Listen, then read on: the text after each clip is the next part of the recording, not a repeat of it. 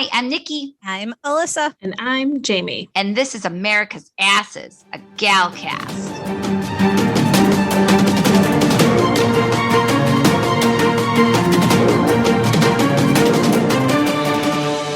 Well, ladies. Welcome back. We are America's Asses. We are an MCU-centric podcast by women for everybody. Right, ladies? Absolutely. Got it. All right. Woo! Can I just say that Anthony Mackie and Sebastian Stan. Yeah. Hello, ovaries. Funny thing. So, you know the pictures that I sent you of Nugget from Friday? Mhm. I was showing Dad earlier and he's flipping through. And then the next picture is Sebastian Stan was the screenshot of him next to the of what I used for the cover. He's like, "Who is this?" And I was like, be like, your future son-in-law. Hello, right? Dad. I was like, that's my other husband. Yeah, fuck. Holy moly. Ooh. All the Oh, saving, all the words. In Anthony Mackie's case, the words And the coming out of his mouth. Right? His smile, and the look of pure joy, happiness, and happiness. Oh and my God. That he hasn't so experienced. Yes. Yeah. Exactly. They are just so proud of each other. It's just a good bromance. Yeah, yes. A good bromance does melt your heart. Yes. Oh God. Meanwhile, we got Walker over there still looking like the fucking dunce of the class. Well, he is. Him with this like weird head tilt tick thing. Oh boy. So how are you ladies? What's new? Anything new and amazing? Same stuff. Yeah, I hear you. It's Monday. Mm-hmm. April 26th. In case of the Mondays. Am I right? I did a lot of TikToking today of the boys. Like, seriously. God. Now, you know, we're all going to be falling in love with Tom once Loki starts. Because, I mean, not we all, I have to say, you guys weren't really on the whole Vision train like I was, but you appreciated it. Mm-hmm. Man, we're just. He didn't disappoint, that's for sure. He sure did not. But I'll tell you that Anthony Mackie and Sebastian Stan, man, they're tying for first place. Although I keep watching original OG Cap videos, and man, I never really looked at him like you do, Alyssa. But man, he is. You know what got my attention with Chris Evans is Knives Out. He's so fucking sexy. Yeah, that's what you're saying. Yes. With the beard and then the Irish sweater. Yeah. I'm not all Italian. I'm not like you guys. I'm a mutt. I'm mostly German and Irish. I got a little bit of Italian in me, but like I grew up mostly around Irish and Italian people. And there's something about a fella wearing a nice Irish sweater with a beard.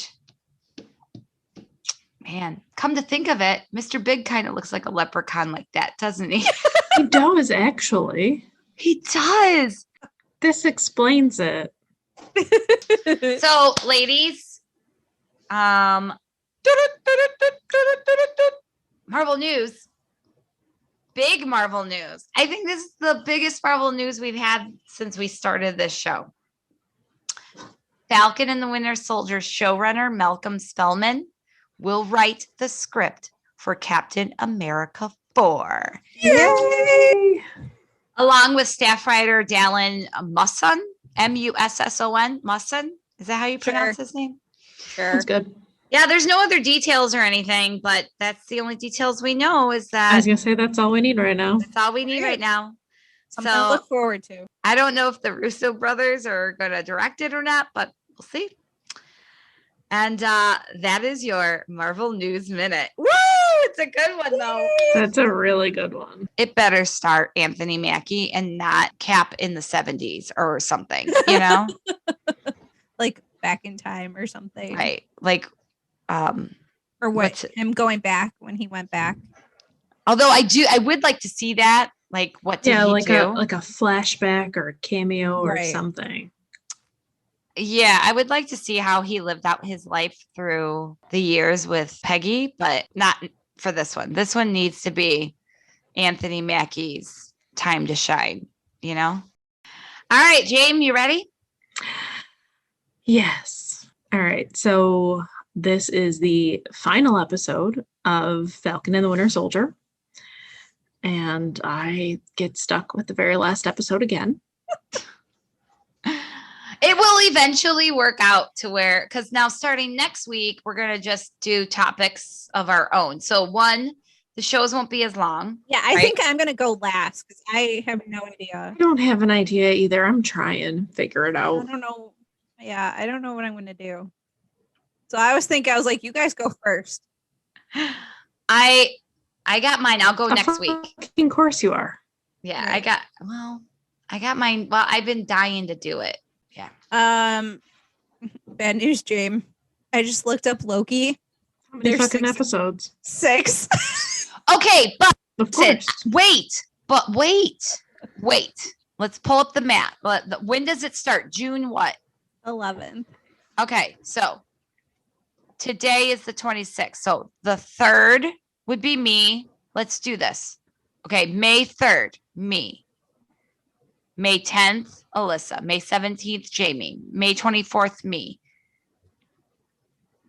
May 31st, Alyssa. June 7th, Jamie. June 14th, me. Right? When does it start? The 11th. So it worked. It comes out that way again? I think it was meant to be. I don't know how. I don't know how in the Marvel universe, but it's all right, guys. I'm cool. I'm cool bringing up the rear. I think I'm used to it by now. Okay. I wasn't nearly as nervous doing this one than I was WandaVision because I'm like, oh, fuck it. Now you know what to expect. Right. Yeah, pressures. I cannot still believe there. that's how it works out. That's so funny. Jesus. Of fucking course it works out that way. Of course. Ugh. Ready, girl? Yes. All right, so episode 6, the final episode of Falcon and the Winter Soldier.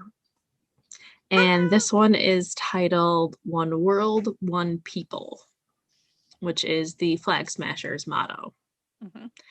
So obviously in, what we're used to, the first things that we see are a recap of episode 5, kind of bringing everyone up to speed as if you could forget about it. So then the first scene of episode 6, we see Carly and the Flag Smashers, and she's like giving a pep talk about their movement. And all of a sudden, there comes breaking news about the GRC being on lockdown. And we see the building surrounded by police, and everyone inside the meeting room is kind of like looking around, trying to understand what's going on. The lights are red, the screens are kind of going like static, fuzzy, like in and out, no one's really knowing what's going on. And then outside we see Sam flying in, but we don't see him. We just see something flying in, and we know it's Sam. Right. And he radios to Bucky as Bucky's walking past the guards, and he says, keep your eyes open for Carly. She's got to be here. You know what? When Bucky was walking past the guards, they're like, Sergeant Barnes. Yeah. That was so sweet. I know, just that seemed too. unfazed. Yeah. But it's just like, well, finally he gets, recognized as himself. Himself and his rank. Like they're Right. respecting him and his rank, Right. Finally, he's being respected. Yes. Instead of feared. Yeah. Exactly. So then Sam says, that he called in some backup. And just as he says that, a person asks Bucky if he's supposed to be there. And as Bucky turns, the person touches some sort of tech and unveils themselves as Sharon. And Bucky is concerned about her being there, and she's like, oh, no one's looking for me here. It's interesting to note that Sharon is using the same tech that Natasha did during Captain America Winter Soldier. Yep. There are a lot of parallels in this episode so to many. the movie, to Winter Yes. Soldier movie. And then Sharon makes a comment about getting the band back together. And Sam says that she's risking a lot to be there.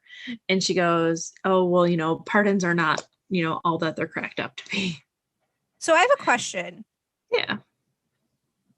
When Sam said that there's backup, he really did mean Sharon, right? Yeah, because he's like, oh, I hear Sharon. Okay. But it sounded like he's like, oh, do I hear her? Like, why is she there? Okay, I just wanted to make sure. No, that's exactly what I thought. I thought he meant backup, like the SWAT team's coming. See, that's what I was wondering. Because I have a question. Sharon. Because he kind of sounded confused, like, oh, is that Sharon that I hear? Yeah, that's what I thought too. Because I had written down, Sam says backup, and I said, if it wasn't Sharon, then who was he talking about backup? You know what? It's such a little piddly thing. Like, it's up for interpretation. Because you're over analyzing so much that now we question everything. Well, I know. Alyssa always says everything means something. Exactly. You're right. You know, WandaVision fucked us up. Is what happened. Seriously. I feel like because we don't trust anything. Nothing. Right. If we did this, if we swapped this like how it was supposed to be, we wouldn't be like this. No. It would it'd probably be so different. Right. If we started out with Falcon and Winter Soldier and then went to WandaVision. Right. Yeah. You guys wouldn't get any of this juiciness. No. You know, I feel like I'm glad it happened the way it did. Because we became like, you know, super sleuth detectives. Mm-hmm. And I feel like that only adds to our content. Yeah. Yeah. Well, we're learning a lot more too. I mean, I remember the first episode that we did of Falcon and the Winter Soldier. We're like, well, this is fucking weird. Like, I feel like we didn't know how to go about this one because we were so used to the big mystery. Mm-hmm. In WandaVision to more, we all said it was like, oh, well, it's like we're watching a movie. Yeah. And then you eventually find everything out at the end. Right. Yeah. So it's different, but it's awesome. So yeah, for sure. We see Sam fly overhead and Carly sees him and says that he is here and to move on the building. And then it cuts back to inside the meeting room and the people are starting to clear out. And then in comes Sam, bursting through the window, and he takes out a flag smasher. And then that's when we finally get to see his new suit.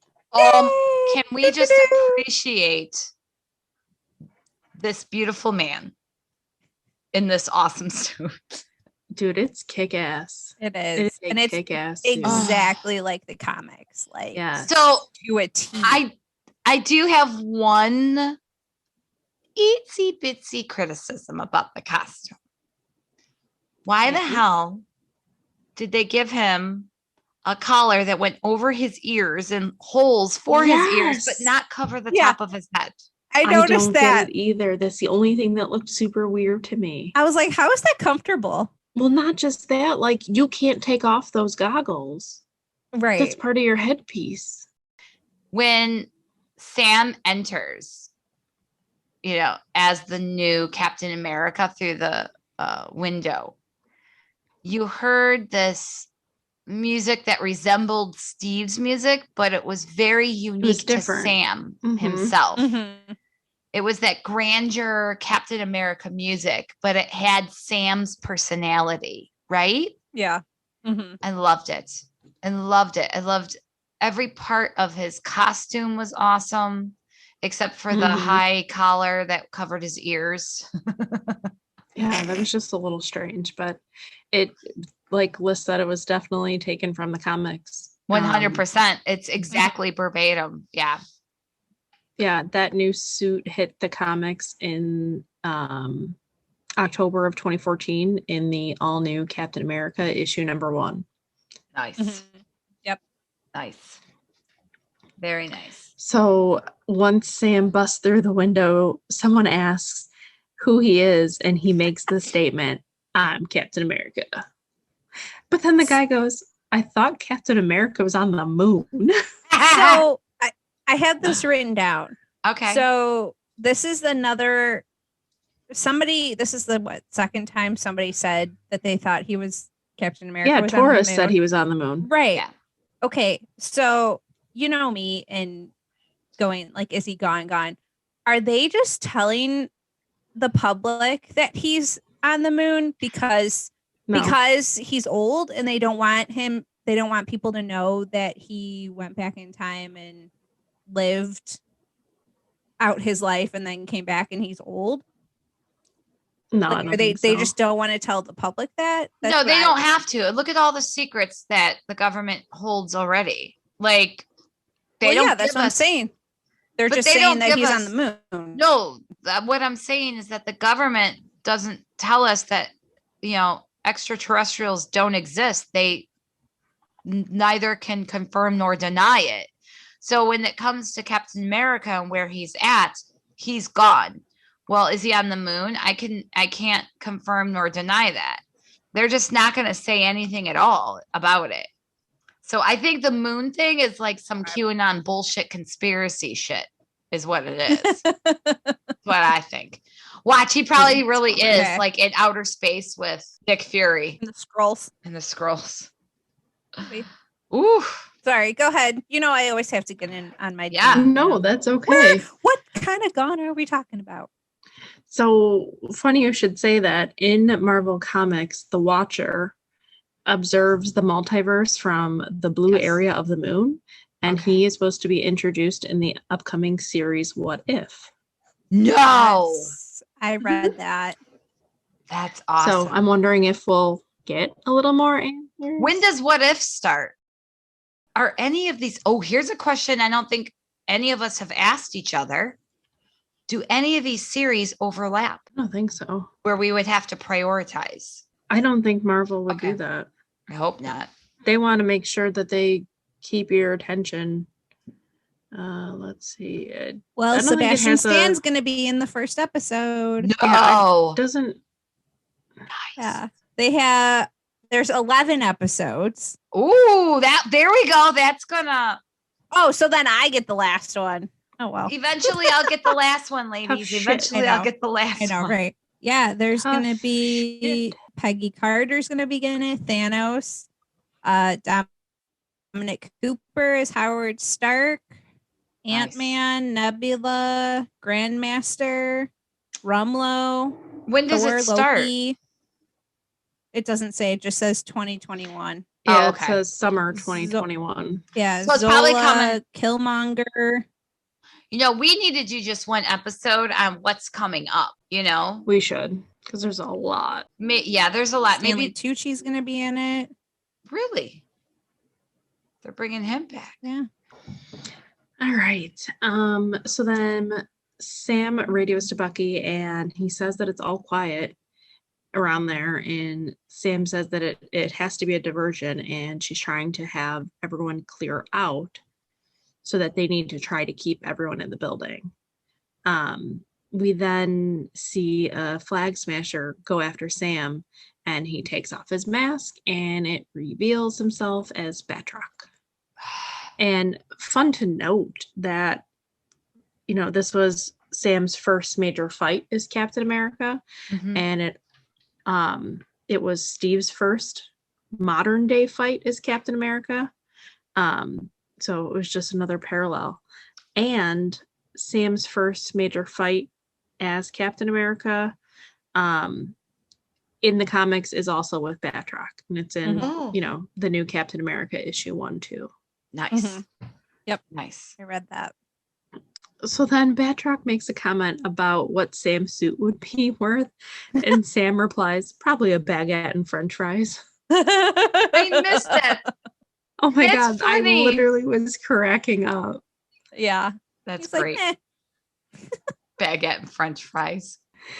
Then Bucky and Sharon split up to go after, different flag smashers. And a woman walks up to Bucky and hands him a phone and says it's Carly. And Carly's on the phone telling him that, isn't he tired of fighting for the wrong side? And she says that, she's fighting for something bigger than herself. And Bucky goes, well, I've always been trying to fight for something bigger than myself, and I failed twice. Yeah. Which is reference to Red Skull and Thanos. Oh, this poor man. Okay, guys. I know. He's like bringing everyone on the emotional roller coaster. Oh, gosh. You just want everything to be like okay for him. I'll take a ride. I'll give him a hug and make it all better. Oh, I was going on a much deeper route, a different kind of ride.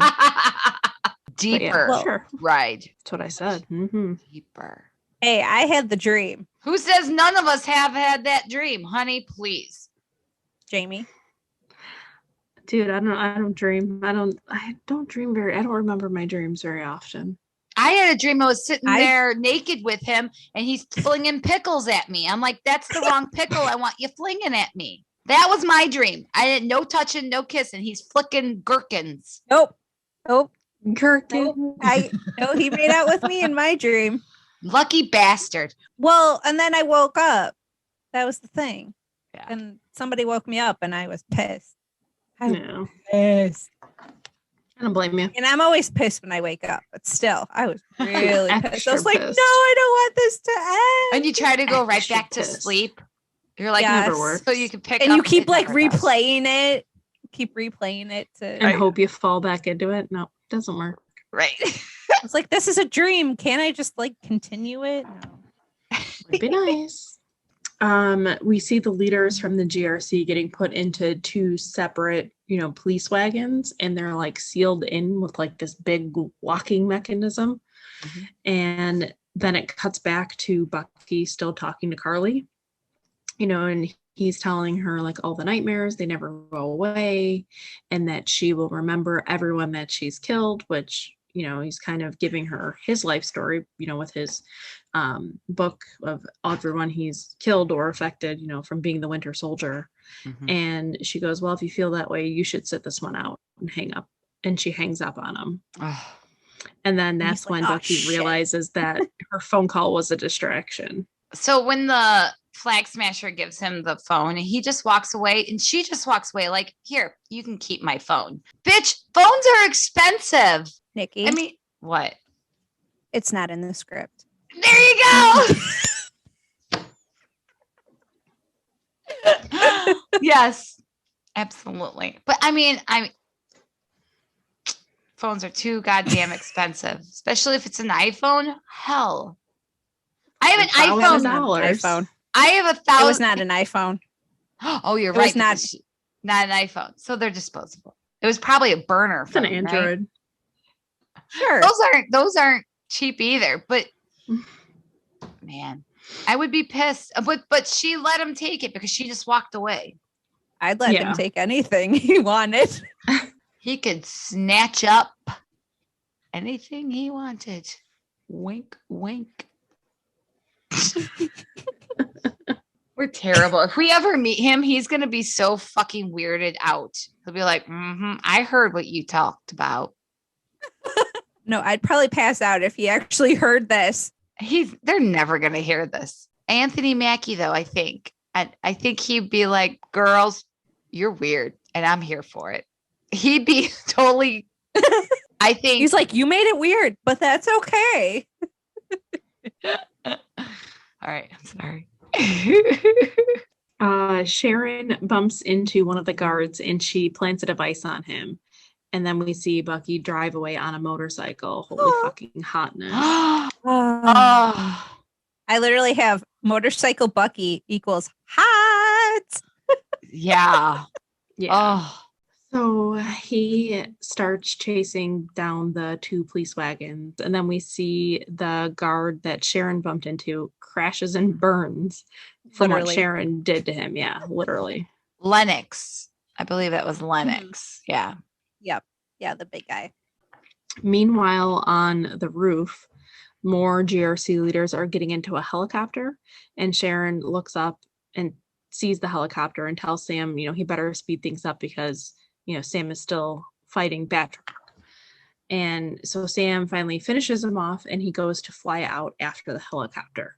When him and Batroc are fighting, and like right before Sam jumps out of the window, Batroc flips back and like lands in the superhero stance. And I was wondering, do you think he took the serum? Because the way he was fighting and like how he kind of flipped over and like did this, No, he's a leaper. And when they were fighting and he kicks up the shield that was on the ground and it smacks him in the face, just like what Cap did in Winter Soldier. Yeah. Another parallel. As Sam is flying, he has Red Wing scan the helicopter for anyone who might have flight training and notices that one woman on the helicopter does have, flight training. I have a question. Did he have more than one Red Wing? Did he have 3? Did I count 3? Or was it just I don't know if those were Red Wings. I don't know if those were just like, I don't know. Just devices. Yeah. Okay. Because Red Wing comes from like the center of his like back. Right. I think these other ones, that we'll see soon are just, extra tools. Okay. Mm-hmm. Then it cuts to Carly and most of the Flag Smashers, and they're walking away, and Carly, is talking to them, and she goes, well, worst case scenario is that we're going to kill the hostages instead of using them to negotiate. Oh, what a bitch. Seriously. And everyone, the other Flag Smashers kind of are looking around and are looking at each other, and they're not super on board with what she just said. Yeah. And she goes, well, the point was to just stop the vote. And they seem really hesitant. Yeah. And she says it doesn't matter if they die, the movement is strong enough to continue without them. And everybody still seems really uncertain. Like everything she's saying isn't really kind of pushing them in the right direction that she wants them to be. Right. And, so she goes, one world. And nobody says anything. And then she goes, one world. And she like kind of pushes them to stay on board with like, their fight. And everyone goes, one world, one people, which is all bullshit because I really don't think they believe it. Yeah. Right. They're questioning it now. Well, right, because the whole motive was to, to just separate the hostages, to stop the vote, not to kill them. Right. She's becoming a supremacist. Yeah, she's an idiot. Yeah. So there's a police helicopter that's kind of trailing after the hijacked helicopter, and and they're fighting in midair, and the helicopter starts to go down, and Sam saves the pilots of the police helicopter, and we see it cuts again. Like there's so much going on, and there's so many different moving parts. So then it cuts to where we see the Flag Smashers putting barricades in the middle of the street to stop the trucks with the GRC members on it. And they start attacking the officers that are driving the trucks. So they are able to hijack the wagons. And then just as they're doing that, we see Bucky come down the street toward them. And like the classic, like, I'm going to stop and my tail end is going to go up. Oh, God. Just like Cap did in Winter Soldier. Yep. When he was leaving SHIELD headquarters. Yes. It's like, where did they learn how to do that? In Brooklyn? Really? It was in the script, Alyssa. Ha ha ha. Maybe they did that. Maybe they rode their bikes and did that when they were little boys. Maybe. Well, no, I mean, they're 106 years old, for Christ's sake. Yeah, they got some experience. Right. I know. Speaking of that, I saw a TikTok today of Sebastian Stan celebrated Bucky's 106th birthday when they're in Prague filming, but he only invited himself. He didn't invite anybody. What? It's just him sitting there with a cake with 106 on there, and he blows out his own candles like, happy birthday, Bucky. And he starts eating this cake. My God, he's you so need goofy. to send us that. I love it. I have to find it. Was on TikTok. You know me. I can't find it. It's gone now. It's gone now. It's gone. It's gone now. So Bucky starts fighting one of the Flag Smashers, and Carly says that they need to make a diversion. and to light one of the police wagons on fire because she knows that Bucky will stop fighting the Flag Smashers to go save the people. Mm-hmm. And then we see Captain Douche appear out of nowhere. He's and no he longer calls- Captain Douche, just Douche. He's just douche. This is true. Douche just shows up and he calls Carly out. And she makes a statement about, not hurting people who don't matter. And that sets him off. Oh, talk about that neck tilt crack. Oh, for sure. Well, that I don't think it just pissed him off. I think it pissed off everybody. Mm-hmm. He got upset because he's like, well, you're saying like Lamar's life didn't matter. And she's like, nope, not to my cause. I'm just worried about the people on the truck. Like, so dismissive, bitch. Right. So I have a tidbit. You need to bear with me here. So, we always talk about TikToks all the time because that's the three of us are like addicted to hot guys on TikTok. Thirst traps. Anyway, that's how we bond.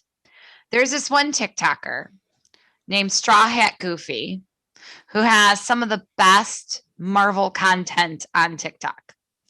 I love his content, and he brought this particular tidbit to light. So there's a TikToker named Straw Hat Goofy.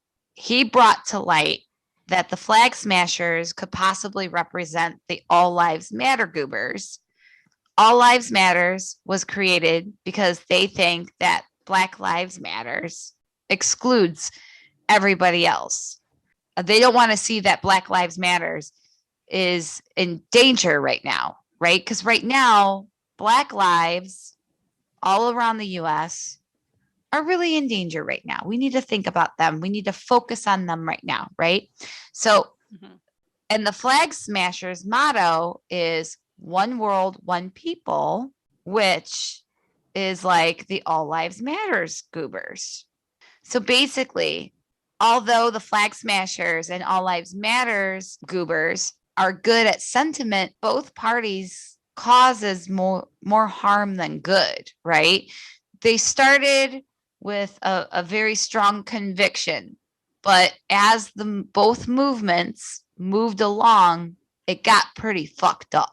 So when Carly killed Lamar and said that, she didn't mean to kill your friend and she only wants to kill people who don't matter or people who matter. It's just a direct commentary on today's social climate, and I think that's what the MCU was doing. They were giving a nod to, it was just a commentary, not giving a nod to anybody. It was just commentary on what's going on in today's society, all these, it's very racially, what's the word I'm looking for, ladies? The whole series is aware. Yeah. Very aware. Yeah. Very aware. Very aware of what's going on around us. And they're just representing on screen what we're living in life, I guess, So, and that was a very remedial and mediocre explanation and comparison of Flag Smashers and All Lives Matters movement. Good job, Nikki. So then JW Douche starts fighting the other Flag Smashers while Bucky is struggling to get the door open on the police wagon, which I was surprised at. Well, I mean, that's stuff that Sharon gave Brett. I'm going to do it again. We're going to lose another listener because I'm going to say his name wrong. Batrock. Sharon gave Batrock all that stuff for them. She has all these things, and then she has the mercury. We don't really know why.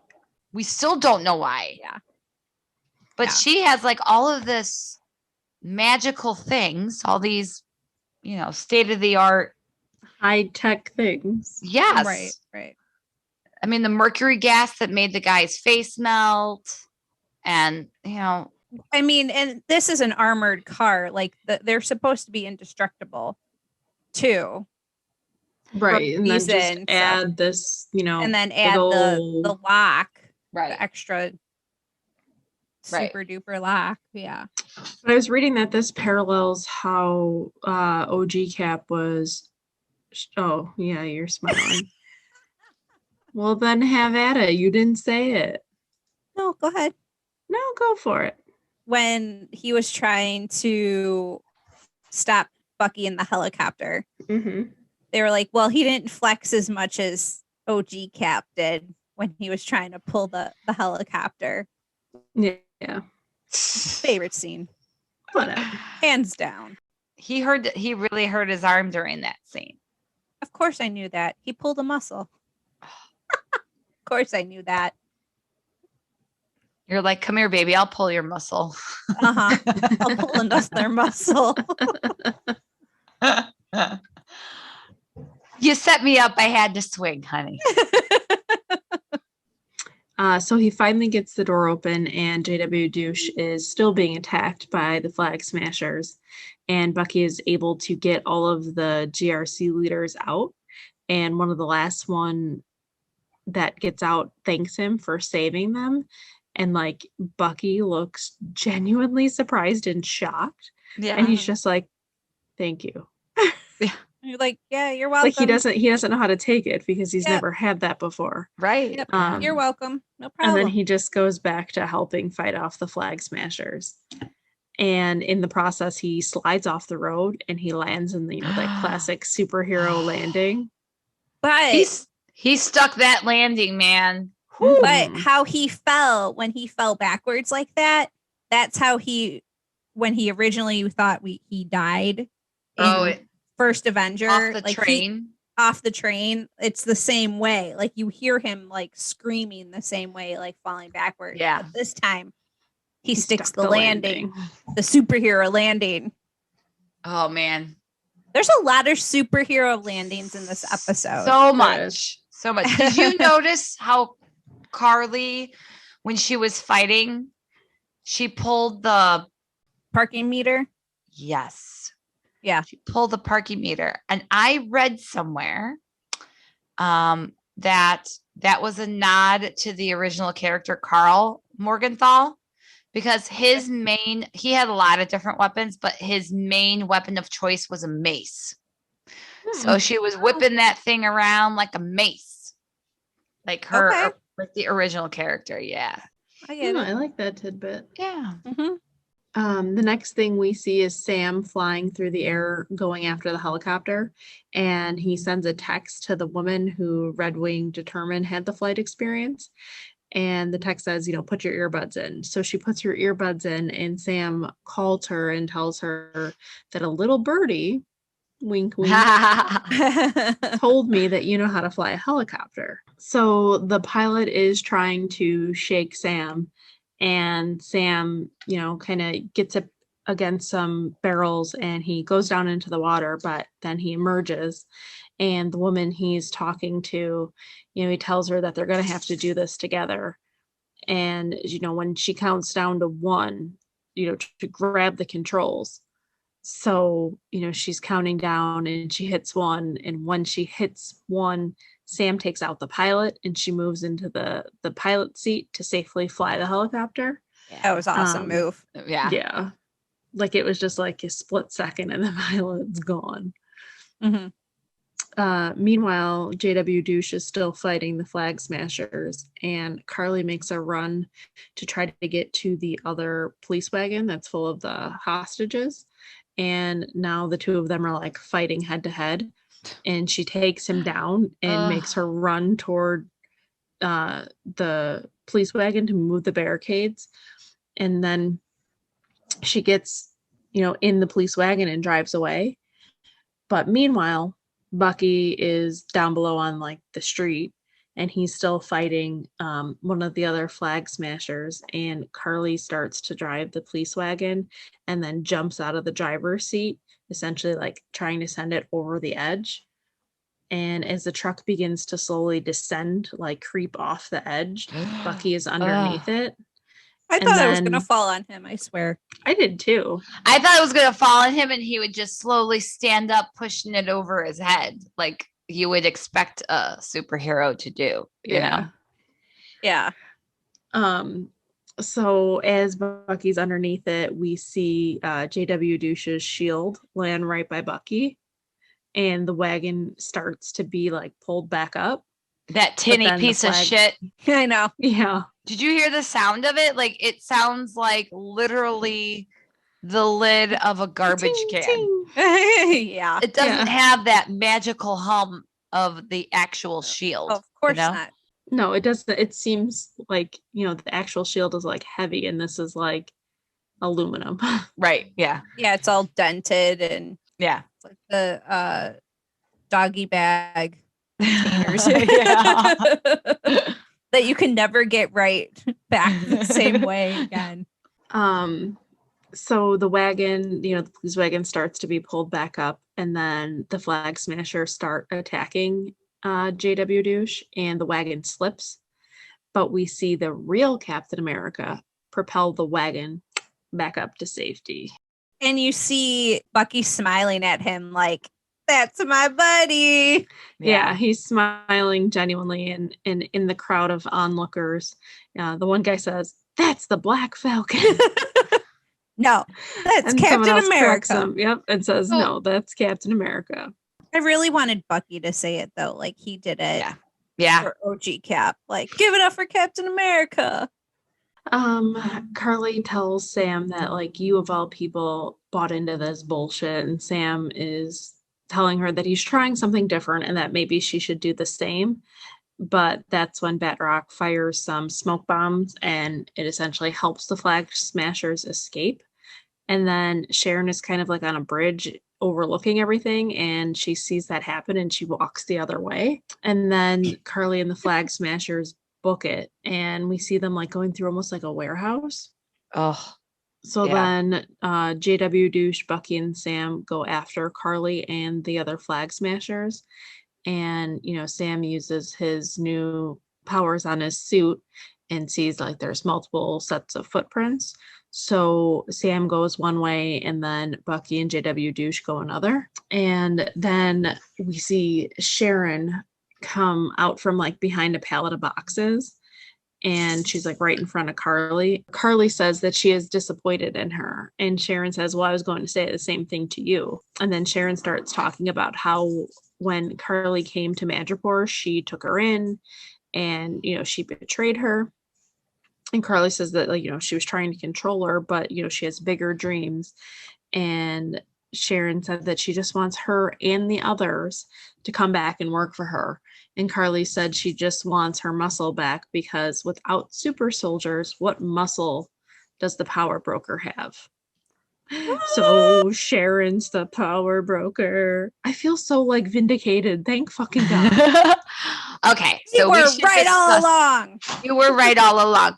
I wavered. I won't lie. I wavered. I did not. You did. You wavered like the day before. I the did final waver. episode. But you were so adamant and so persistent that you're like, she is the power broker. And then the next day you're like, well, maybe. Well, because you know why? Because I was rewatching it, and I'll explain exactly why. I was rewatching it, as one does, during lunch. I'm rewatching it, and I'm like, wait a minute. The power broker's eyes, there's a sign that says the power broker is always watching. And his eyes look like this old guy's eyes. Like, So the guy who plays the senator, government official, government official, doesn't have a name and is in quite a few episodes and plays pretty much every episode. Yeah, but yet he doesn't have a name. He's got to be the power broker, right?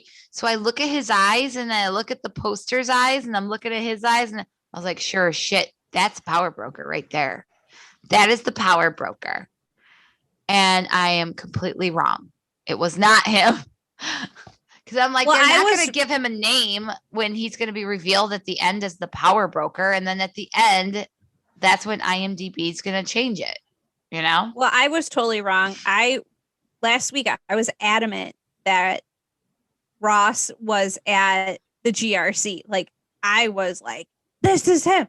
Like I went back and forgetting. I kept forgetting to like do the screenshot, but I was like, he's gonna be there, and then the whole episode I'm waiting, like, where is he? Where is he? Right. No, I was yeah, exactly. I look back and there is a guy that looks like him from behind, from the back of the Right? head. Yes, you were Yeah. absolutely right there. Yeah.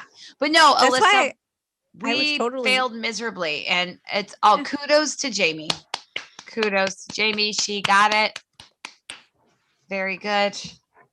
Yeah, Very I was good. not wavering. I felt so fucking vindicated. I was like, yes. Well, I mean, all right, we're gonna, real talk. You were talking about, the parallels of what Marvel's trying to do with, the stigmas of race and, Yeah. being woke in the culture of, what's going on in society. Same thing with women. But everyone's like, you're all like, no, they keep saying he, the power broker's a he. Well, you know what? Right. Get the fuck out of here. It could be a she. You're right. You're right. So now we're breaking gender roles. Absolutely. Glass ceilings. So poo-pooed everyone who fucking doubted me. Hey, I deserve that poo-poo. But that's the thing, you were right on the train with me up until the very end. I know, but that's just because my mind. She jumped on the train of doubt. I jumped on the train of doubt. Here's the thing, Mr. Big wouldn't even explain to me who he thought it was. He's like, I don't know. I just don't think it's Sharon. I'm like, well, who do you think it is? He's like, we'll find out. That's one thing that really bugs me to no end about him is that he's cool with not knowing shit. No, I need to know. No way. I need to know when, how, where, when. Nope. He's like, eventually we'll find out. I know, dude. I'm like on the internet looking for information. Well, because in the comics, it was Curtis Jackson, right, who was the power broker. So, and we haven't obviously seen him at all. So we didn't know. Right, but also where they were going with this. It wasn't Carly, it was Carl. Right. So here's another thing too. Sharon never said she was the power broker. Just saying, just throwing it out there. Nope. She's a power broker. No, she's power broker. Yeah, she's a power broker. So Batroc walks up and says to Sharon, so you're the power broker. And Carly gets all pissed and she's like, you hired him to spy on me. And Sharon goes, well, I'm always prepared. And Batroc pulls a gun on Carly. And then he tries to blackmail Sharon and says, like, if she doesn't pay what he wants, he's going to tell the world who she is. And she goes, I don't do blackmail. And she shoots him. Right. In the process, she also gets shot. Do you think she really killed him or do you think she just maimed him? No, I think we're going to see Zilliper come back somehow. I think so, too. That's what I have that question mark. I was like, is he really dead? Right. No. Well, she got shot. She didn't die. Right. So then, Sam hears the shots. So then he shows up and Carly is telling him to stay back. And she is kind of getting angry at Sam because Sam's just trying to talk to her. And she thinks like he's trying to manipulate her, just because he was trying to like talk her down. And so the two of them start fighting. And Carly is telling him to like stay down. And Sam says no. And then we see that's where everybody was like, stay down. And back in Civil War when Tony Stark told Captain America, just stay down. And he's like, I could do this all day. Mm-hmm. A lot of people wanted Sam to say that when Carly was like, stay down. Yeah. And I'm glad he didn't do that. Well, right. I mean, because he's his own man. He's his own character, he is, the new Captain America, but we don't. I honestly think if he said and did everything the OG Sam or OG Cap did, like we'd be like, oh, like it's not special, right? Like he's taking the role and he's mirroring it, but he's making it his own, right? Yes, absolutely. And it's also where like he doesn't want to fight Carly is like when Steve didn't want to fight Bucky in Winter Soldier when he's like, no, I'm not going to fight you. You're my friend. Oh, the parallels. Yes. Yeah, there were so many. We see the rest of the Flag Smashers go down like an alleyway and they're looking at their phones and the app says like this way, but then it says FS105B. What? And the 105 on the Flag Smashers app could be a nod to Captain America Volume 1, issue number 105, which features Captain America fighting Batroc. Mm-hmm. Yep. I have that too. Nice. You know me and my numbers. Yeah. Yep. So then out comes Bucky and JW Douche, and JW Douche says, mercy bears richer fruit than strict justice. And Bucky thanks the Flag Smashers because they were able to catch them because of the app. Right. And then all the police show up and like take them into custody. Mm-hmm. And Bucky goes, Lincoln, really? And JW Douche says, well, it's a great quote. But Bucky goes, not when you say it. I love it. I was thinking that. And then he said it. I was like, perfect. Well, I just we're love on the that, same like, page. Right now, it kind of seems like JW Douche is trying to be good, but we all still fucking hate him. And so, like, Bucky is not even going to be like, oh, like, thanks, dude, for helping me. It's like, nope. He's like he's like the anti-hero. You know, he's neutral. Like in D&D, in Dungeons and Dragons, he'd be considered like chaotic good. He's like Loki, you know, he's like a little bit of good, a little bit of bad. He's really mischievous. Like, you know, he's in that middle territory there. Mm-hmm. Meanwhile, Sam and Carly are still fighting, and Carly wants Sam to fight back, and she goes to pick up her gun and she gets shot, and we see that Sharon is the one who shoots her. And so then Sam catches her, and Carly is clenching the necklace, and that's the same necklace that we saw when she was with Doña Medina. And Sam and she tells Sam that she's sorry, and then she dies. And that's when our epic text thread went popping when I was like, I'm glad that bitch is dead. Peace. You're like, peace out, Carly. You're like, good. I'm glad that bitch is dead. I'm like, savage. And this is why we're friends. This is why we're friends. Yeah, I was like, that thank bitch. Fucking God. Like, she deserved it. Good riddance. Yep. 100%. Yeah. We'd be terrible juries. Like, we'd be a terrible jurist. So Sam then flies Carly's body outside, and literally outside, everybody's there. Police, ambulances, media, GRC leaders, everybody. And the medics roll up with the gurney, and Sam puts her on it, and then we see JW Sam, Douche. can we just Oh, go ahead. I'm sorry, honey. Can we just okay. Point out Sam looked like an angel delivering like the slow descent. Yes. He literally looked like an angel descending from heaven. I felt safe and warm watching him come down. I swear to God, I know it sounds goofy, but it's true. I felt really like safe that he was there, I guess. And he just looked like an angel with the spotlight on him and just a slow descent down. He did.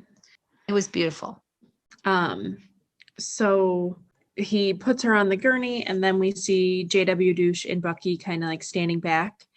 And, you know, the media starts asking Sam all these questions like, well, when did the government make you Captain America?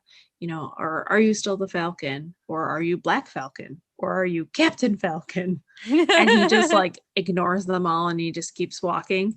And he goes up to the GRC leaders and the senator.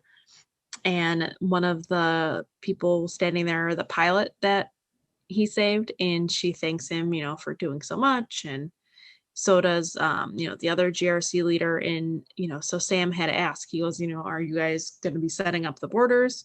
To which the one lady replies that, you know, the peacekeeping troops will be relocating people soon, and that the terrorists only set them back a little bit. And then Sam goes, you got to stop calling them terrorists. Right. Like, you guys have peacekeeping troops carrying weapons, forcing people into settlements. And, and then he poses the question like, well, what are they going to call you? Right. He's bringing light to something that I don't know that they really thought about. Right. He brings up the why. Mm-hmm. And then he keeps going and he says, that they need to get rid of labels like terrorists and thugs, and that those labels are, being used to get around the question of why. Yeah. And he asked, they ask him like, do you think it's, fair that the government has to support this? And yeah, absolutely. The senator says like for the people who reappeared, 5 years later, to find other people living in their homes, and that the situation is complicated. And Sam doesn't pretend. Sherlock, right? Yeah, he doesn't pretend. He doesn't know what it's like. And Sam says, yeah, you're right, but that doesn't mean that they don't have a common struggle. Right. He goes, well, now you know how it feels to feel helpless and to face a force that's so powerful to erase half the planet. And that, he would know what he's about to experience and have the same impact. Right. Which, like, that was like a powerful montage. Yes. And then he keeps going. Like, Sam goes on to say, like, I'm a black man carrying the stars and stripes. What don't I understand? Right. He says that every time he picks it up, there's going to be millions of people hating him for it. And that he feels like the stares and the judgment. But there's nothing that he can do, but yet he still is there, and he doesn't have super serum, and he doesn't have the blonde hair, blue eyes, but that the only power he has is that, we can do better. So as he's going on like this epic speech, it's all being, recorded, caught live, from all the media. So we see like Elijah and Isaiah watching, his sister Sarah, we see Torres, they're all watching this speech on TV. And then Sam says to the senator that, he needs to do better. Otherwise, the next Carly will step up, because people believed in that cause so much that they were willing to defy the strongest governments in the world. And Sam says that they have so much power, but the question is, like, how are you going to use it? Right. Which I think he literally left them all in awe. Oh, for sure. God, I love Sam. Yeah, like that was the acting in that scene. Yes. Oh, Anthony Mackie's acting. Oh my God. It was just that monologue. It was amazing. Amazing. He needs to get an Emmy for this role. I am not joking. Amazing. Oh God, I get chills. I watched it. I watched the whole episode a couple times, but I watched that episode or that monologue like 3-4 times. It was so powerful, so beautiful. And it's Sam being Sam. He's counseling. He's being a counselor for the GRC, Dude, I had to watch that scene like 20 fucking times. Yeah. Because there was a lot of meat in there. Yes. Yeah. And you got to the meat and the potatoes, girl. You covered that monologue beautifully. Yes. Thanks. Yep. Yay. So then Sam walks away, and he walks over toward JW Douche and Bucky, and he gives, JW Douche like a head nod, and, he acknowledges it. And then he continues walking over toward Bucky, and Bucky says, "Oh, sorry. I was texting the whole time. All I heard was something about a black guy in the stars and stripes." Like, but as I can't. I love it. No. That was awesome. But like when he's doing the monologue, and Bucky's just watching him. In Yeah, awe. he's proud. He just looks so proud. Yep. Beyond belief. Like, man, this guy, he's got it. Yeah. Right there. Yeah. He better nail these guys and show them what it's really all about. All through mediation. So the two of them, Sam and Bucky, start to walk away. And if you notice, when they're walking away, that Sam is on Bucky's left. Yes. I know. And he called him Cap. Yeah. Yes. It was so beautiful. I'm so fucking happy I for know. Sam. Oh God, I'm so happy for Sam. Then Sam walks up to Sharon and, he's like, oh, you should go to the hospital. And Bucky said, that she won't do that. And she goes, well, the suit looks good on you. And then, kind of just like a little banter. And then, Bucky and Sharon walk away. And, Sam tells her, like, I didn't forget my promise. And just as he finishes saying that, an agent walks up to Sam and says, oh, the last flag smasher's in the water, Cap, can you help out? And he goes, always. Like, Did he flies get away. him? Did I miss something? Did he get the last flag smasher? He did. He did. Okay. Because I don't remember him getting him. And I'm like, did he get him? Did he not? And I've watched it a couple times. That was when they were flying, when he got them out of the helicopter. Yeah. And he landed in the river. No, it's the pilot. If Sam, yeah. Yeah, Okay. that's the flag smasher that they're talking about. So he did not flying the helicopter. Okay. So he didn't die. No. Right. He was still in the water. He's just stranded. So my question is, did they show Sam getting him? No. Okay. So I didn't miss it. It's just implied. Well, it's implied, like he flew up and then, yeah. Right. Or is it? See. We don't know. I don't really think Sam's gonna let it go. flip. Right. Yeah, you're right. If it was somebody else, I'd say, oh, it's plausible. Yeah. So then we see, the rest of the flag smashers being loaded into another, police wagon being transported to the raft, and the guard closing them in whispers, "One world, one people." Oh, which I was like, shit. motherfucker. Oh. And then, it starts to drive away, and then boom, it explodes. Not just like, boom, ba-boom. I don't do sound effects that well. So I was like, what the fuck? So then we see like a wide angle shot, and we see who I didn't know at first. I was like, what the fuck is that? But then we see it's Zemo's butler, and he's like putting a device into his pocket. And then there's like a news broadcast that comes out over the radio making an announcement that, vehicle transporting flag smashers exploded. And we see Zemo just smiling in his cell because that's what he wanted. When we saw the butler, at first, all I just saw, like, you just see like an old guy. And me, I really want Cap, OG Cap, to make did you think it was OG Cap? For a second, like, you're like, never crossed my mind. It's always there in the back of my mind. Like, is it going to be there? Because we were waiting for cameos this whole episode.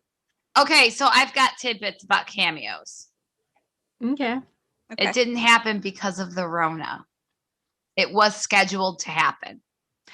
And there was going to be one little scene where old Cap was going to give Anthony Mackie a pep talk. And that would have been cool. But because of Rona.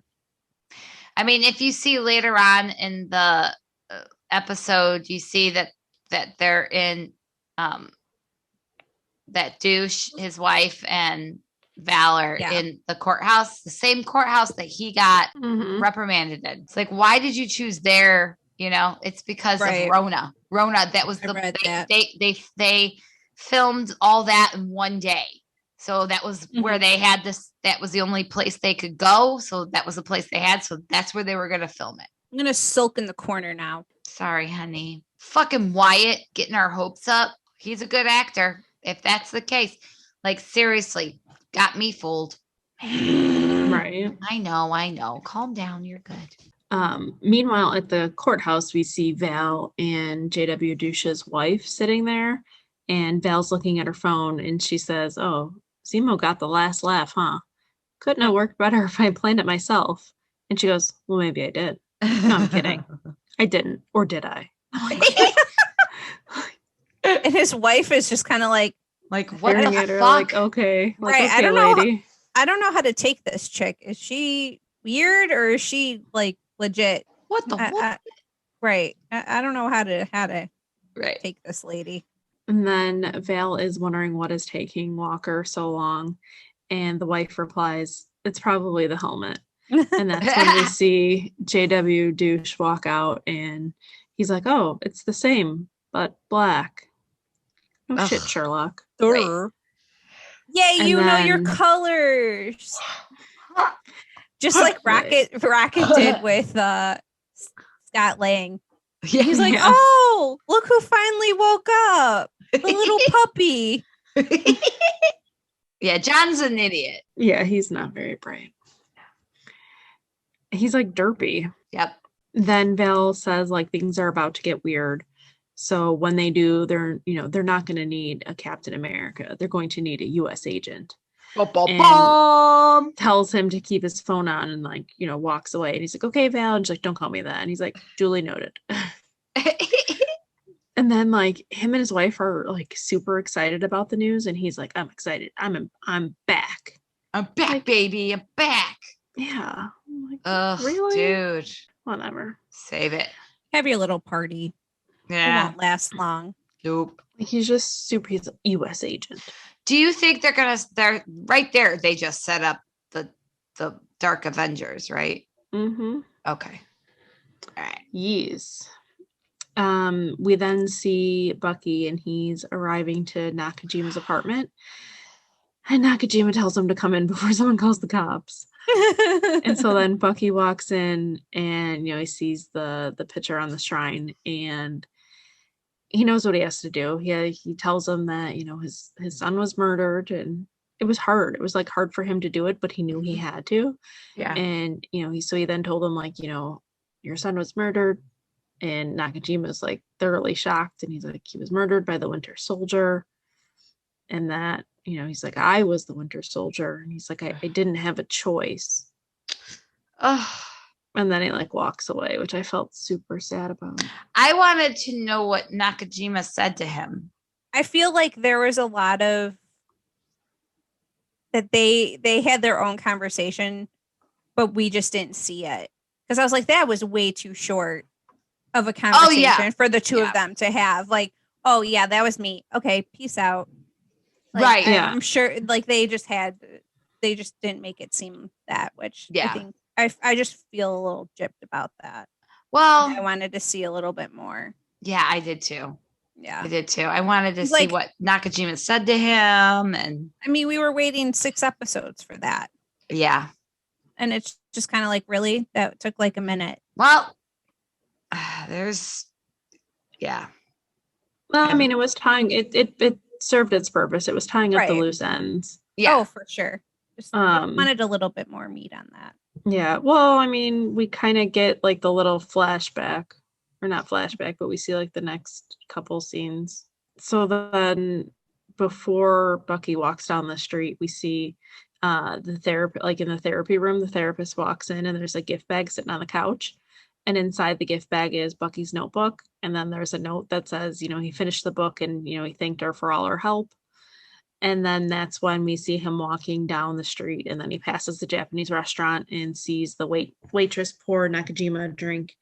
And, he sees that he's doing okay. And, he kind of gets like choked up a little bit, but then he walks away. Like, I feel like for him, that was the closure. Like he needed to make his amends. But then I feel like because he's a good person, he wanted to make sure, like, not only that he made his amends for himself, but he wanted to make sure that, like, Nakajima was okay. Mm-hmm. Yeah. And I'm like, oh, you're a good egg. And he also looks like he'd be a really good kisser. Yeah. Wasn't my dream.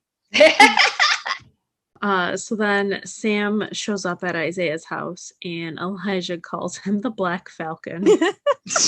And Isaiah says, he's not a Falcon anymore, but he's still black. Like, I can't. It's so funny. And then Isaiah tells Sam, that he's special, but that he's not a Malcolm or a Martin.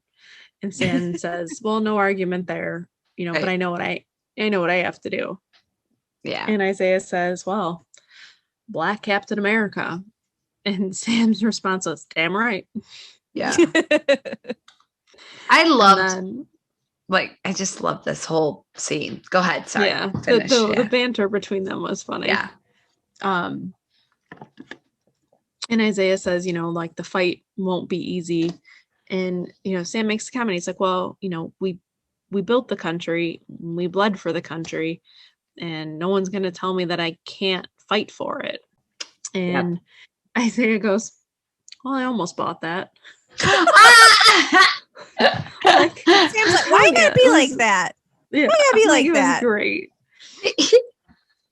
So then Sam's like, clean up. I wanna share something with you. And Elijah's just kind of like, well, where are we going?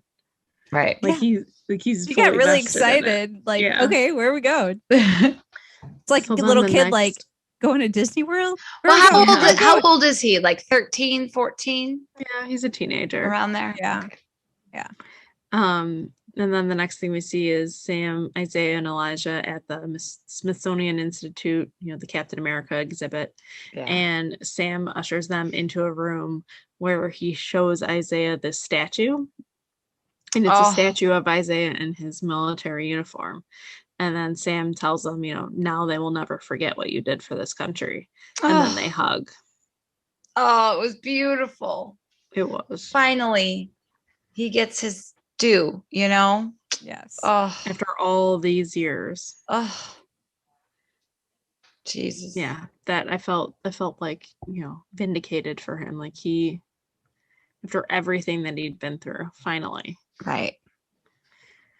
He'll get the recognition and, people will know his story. Yeah. Yeah.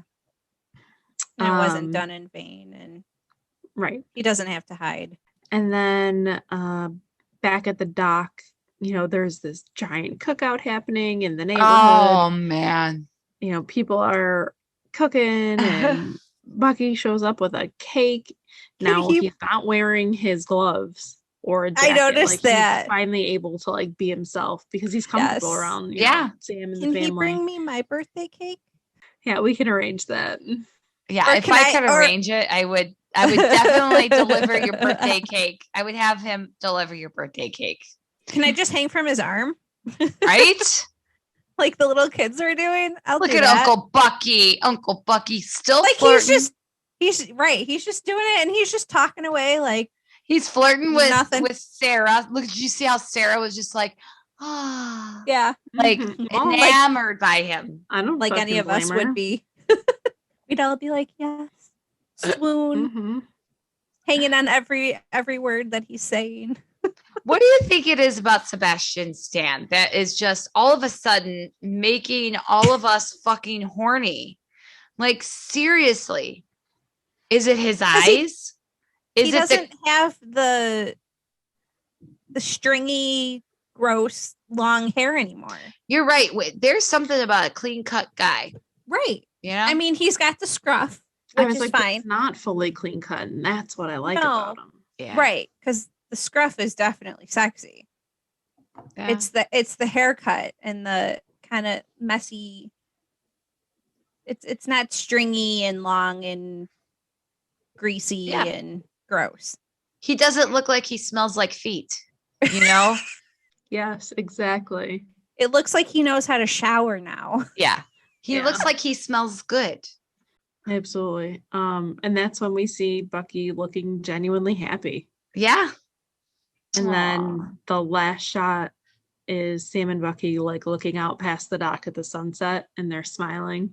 And as the scene transitions to black, and then that's when we see that the title is now Captain America and the Winter Soldier. Oh, which me and Jamie are totally oblivious. I did not notice that the first time. No way.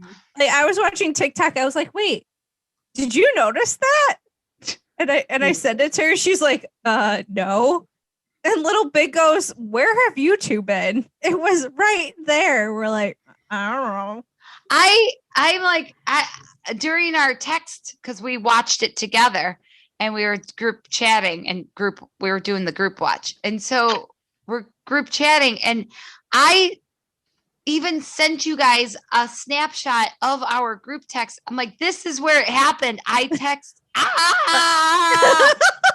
Well, I didn't know what that meant. I thought it was the two of them. Oh, see, I thought it was because it was over. Yeah, that too. But like how like the two of them looking at the dock and you're like, Oh, that's cute. Yeah. I cannot wait to actually physically watch these with you when all of this bullshit's over. Oh, definitely. Mhm. Oh, God. It'll be so awesome. So then credits roll, and then in true Marvel fashion, there is a post-credit scene. And the post-credit scene is Sharon in the courtroom, and she is getting an apology and a full pardon. And she looks relieved, and the senator offers her a position in her old department. And then he makes the statement, "Welcome home, Agent Carter." Oh. And this is the first time that she is referred to as Agent Carter. Really? Because Yep. that title was always reserved for Peggy Carter. Yeah. Before this, she has only been called Agent 13 or Sharon Carter. Mm-hmm. I don't know how to feel about this. Because they even mentioned like the Carter name. Right. Like the symbolism of it. I don't know how to feel about this. Something tells me that Agent Carter should be reserved for Peggy. I don't know. I have to think about it. I don't Stew know on it. I'll stew on it. Yes. So then as Sharon is walking away, she has like this evil smirk on her face. And as she gets outside, she makes a phone call and she says to start lining up our buyers. Oh. She goes, the super soldiers might be off the market, but they're going to have full access to government secrets, prototype weapons, and that there should be something for everyone. Oh. Which obviously they fucking put in questions for clarity. Who was she calling at the end? Right. Bitch, you better know I already have it there. Yeah. Yes. I was wondering, is it that chick that picked her up in the car? Maybe. I was wondering. I mean, there are Like, who the hell is she talking to? Well, people out there in the Googleverse are saying, like, is it Val? Is right. it Nick Fury? Yeah. Is it Batrock? Oh, it wouldn't be Batrock. No one I saw that. No. No, he's a toady. He's no big thing. People were saying like maybe it's like her bosses that might be Skrulls. Like there's so many fucking. Well, we definitely know she's not a Skrull because no, but she might be working with them. We don't know. Yeah. I thought Skrulls were good. They are, but I'm saying like bad egg and everything. Yeah. So we don't know, but something's definitely going on. Yeah. And then there was like another theory out there that, she is possibly working with Val to put a team together for either the Dark Avengers or the Thunderbolts. Right. But nothing makes a whole lot of sense. So we're just going to have to wait and see. Did anybody get anything on the radar about as to where Sharon will reappear? No. Okay. All right. Well, MCU is notoriously tight-lipped. Mm-hmm. And that was it. Well, you did a fantastic job, Jamie. Great job. Good job. Good job. Thanks, I do ladies. have a few tidbits that I didn't know where to put them. So, the neighborhood that was used in Isaiah Bradley scenes was actually filmed in an Atlanta neighborhood, the Atlanta neighborhood that Martin Luther King Jr. grew up in. And you can, I'm going to send this to you guys. You can actually see Martin Luther King's childhood home at the end of the street in episodes 2 and 5, which I thought was super interesting and super cool. So, when the kid is talking to Sam, calling him Black Falcon, and he gives him that whole spiel. In the back, that's Martin Luther King Jr.'s childhood home. Oh, cool. Awesome. Yeah. And then, so setups. Who wants to do setups? Anybody? Or should I save it for next week? Why don't we save that for next week? All right, then I'm done. Oh, I do have a beef. Okay. I kind of wish they would have done more for Bucky, for him to start going by White Wolf. It's not his time. I'm sure maybe next season or maybe whatever movie he's going to be in, but it would have been really, really cool to see at the very, very end.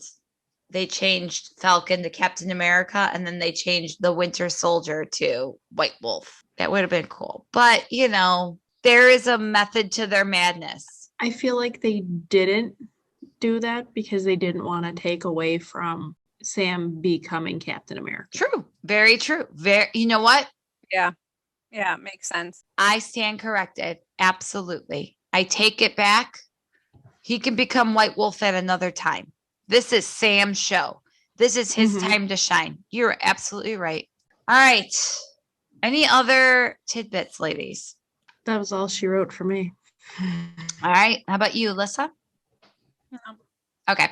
No, So- I'm trying to figure out Sharon Carter's lineage, but it's not coming up easily. So while you do that, I'm going to go through the clarified questions for clarity. I just have one clarification, though. And not even really a clarification. Like with 90% of our clarified questions for clarity, they are not clarified. So the first one was from last week was, who's the nurse that helped Mr. Bradley? Could it possibly be Agent Carter? The Reddits, because of course that's where I have to go to. Those are your peeps. Mm-hmm. They're my peeps that I love to hate so much. So the Reddits that everyone thinks it is Peggy Carter. And then the second question was, does Sharon want Sam dead? And why? And this episode clearly answered it. No, because she killed Carly instead of him. Mm-hmm. She had the opportunity to kill him and she didn't. So no. Mm-hmm. So that's it. And then 4 questions. I have questions for clarity. Number one is, who was Sharon talking to on the phone?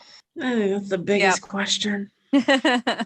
Anybody else have any other questions? Nope. No. No. Okay. I have a couple. They may be stupid, but hear me out. Is Zemo working with Val? That's a question, which I'm sure we'll find out sooner or later. Mm-hmm. Because Zemo leads the Thunderbolts. So are they setting up Thunderbolts? Well, because she knows that it was Zemo's butler that did it. Because she said Zemo gets the last laugh. She goes, our pal Zemo. So maybe she worked with him. I don't know. Yeah. Who knows? So, and then Zemo leads the Thunderbolts, but yet, and U.S. Agent leads the Dark Avengers. So which one are they going to go with? Who knows? Maybe both. They're setting up both, maybe. And then my last question was, where's Steve Rogers? Maybe he really is on the moon. On the moon. No. He's hiding under my bed. That's all she wrote, ladies. It was a beautiful, beautiful recap. Good job, Jamie. Thanks. It was gorgeous. Thank you. What are your final thoughts? I fucking loved it. I'm sad that it's over. Right. I want more. I know. I do want more. 6 episodes was not enough. Although I am excited that they're leaving it open for season 2. Yes. I'm happy that we're going to see this continue. Yeah. Mm-hmm. Sebastian Stan said he'd be up for season 2. Well, I feel like we're just so invested into it. Right. And I don't know about you, but I don't like one and done seasons. I like multiple seasons. Right. So I'm super excited. Me and then too. I'm just really excited to see where everyone kind of goes individually in the upcoming, phase 4 of the movies. I want to see how all that unfolds. I love the direction they're going with phase 4. Yeah. Mm-hmm. I think the story was amazing. Yeah. His suit was amazing. Anthony Mackie's body is amazing. Sebastian Stan's lips are amazing. Sam's monologue was amazing. Oh my God. Yes. Yeah, that was amazing. Yes. This whole series was just amazing. Bucky's character development. Oh my God. Yeah. Yeah. You're just so proud of the fucker. Yeah. You know? Like he did work. He did, a lot of work.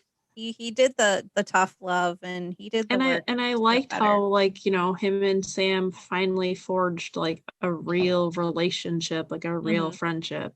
Yeah. Yeah. Yeah. Oh, all right, Liz. Find us wherever you listen to podcasts, especially Spotify and iTunes. You can email us if you like us or love us. You could let us know. If you don't like us or don't love us, you could let us know too, just like the one listener. Or if you're Sebastian Stan, holler at us. Yeah. Yeah, or Anthony Mackie. Hey. Yep. Mama and wants to hear Chris from Evans. You. And of course, Chris Evans. Throw him in the mix. They don't listen to us. You really think I would die? I swear to God, if we got an email from any of those three, like a legit email, I would probably stand there and piss myself. Yeah. We've got 6.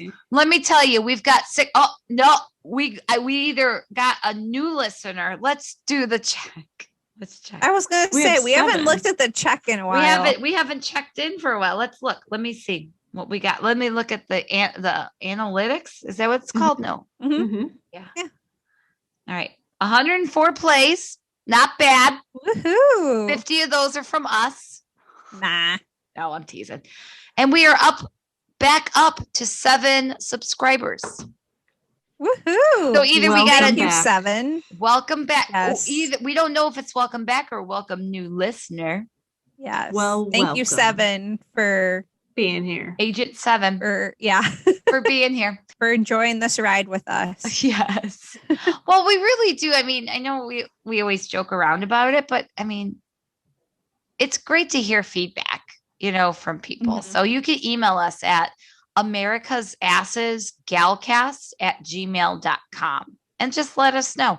Or if you have a great story about one of the Avengers or one of anything MCU funny story, let us know. Or something that you want to hear from us that, you want us to cover in one of our off weeks of not covering a series. Yes, that's a good idea, Jamie. And one other thing, you can go on the internets and you could like us, love us, follow us, rate us, review us, and subscribe to us. And one more thing, I love you. Love you. I love you. 3,000!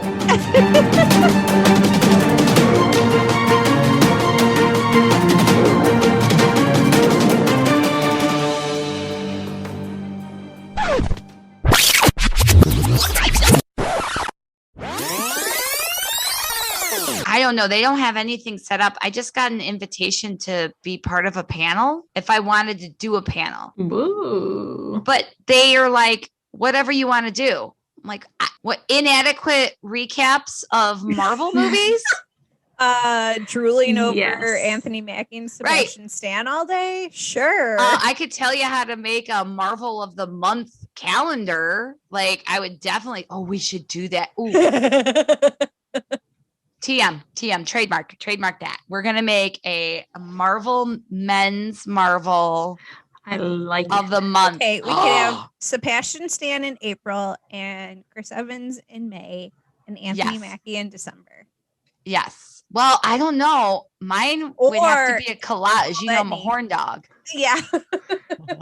Or Paul Bettany. Well, then there's Tom too. I mean, the only one. I saw him from afar at Ace Comic Con. Is he as sexy and like mesmerizing from afar? Yeah. He is. I bet. Yeah. Spider-Man, that Tom, he's the only one I'm not. Oh, my friend, she loves him. He's too young for you. Exactly. He's too young. I feel like the creepy old lady, Where everybody else, like Sebastian Stan, sure. I'm like, I think 10 or 15 years older than him. I think he's like 25, 26, maybe 30. He was born in 82. He's 5 years younger than you. Oh, that's it? Yeah. Oh, then I feel even better because I know Anthony Mackie is my age. We're the same age. And Chris Evans is 2 years younger than you. No. Oh my God, this old lady Come on. is getting Hello, I feeling know when better their every birthdays minute. are. Oh my God. And I may or may not have watched that TikTok that you sent of him making out with the girl a couple times today. Dude. Because that was my Holy dream.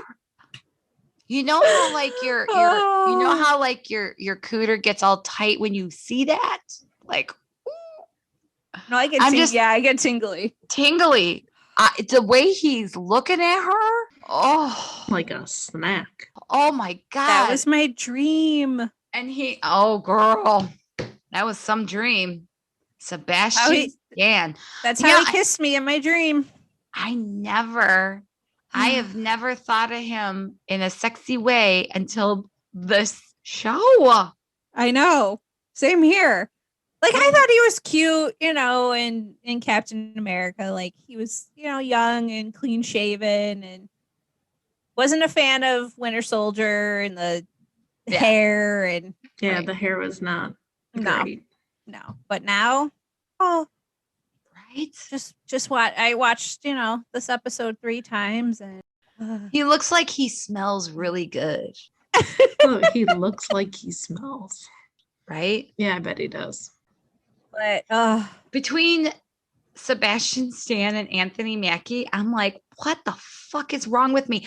I'm a married woman to a very hot husband. Like my husband, I think he's pretty fucking hot if I do say so myself.